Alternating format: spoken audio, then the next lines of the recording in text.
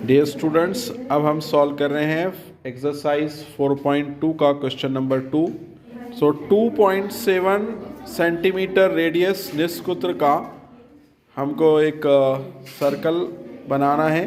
देखिए, इससे स्केल में 2.7 सेंटीमीटर फासला लेंगे। पहले आप आकार में फासला 2.7 लेकर ये सर्कल बन गया। इसके सेंटर को आपने नाम दीजिए। सेंटर को नाम दिया है M, और ये एक लाइन सर्कल पर हमने P पॉइंट लिया।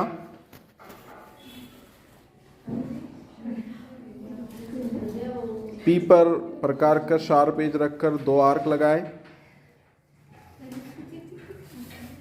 अब इन दोनों आर्क के बीच का डिस्टेंस लेंगे, या उससे थोड़ा कम, और ऊपर नीचे आर्क लगाएंगे।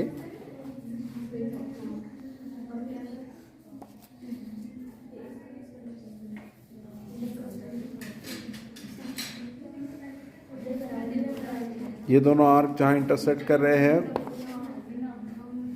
स्केल से इंटरसेक्टिंग पॉइंट्स और P पॉइंट को जोड़ता हुआ ये टेंजेंट।